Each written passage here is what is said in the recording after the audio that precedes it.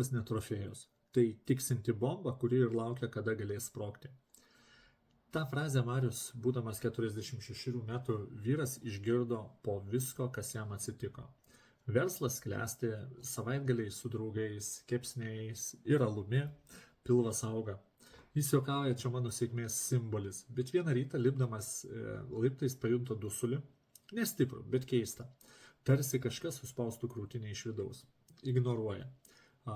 Kol vieną dieną stovėdamas eilėje tiesiog sukniumba. Greitoji, ligoninė, diagnozė metabolinis sindromas, aukštas spaudimas, padidėjęs cholesterolis, prediabetas.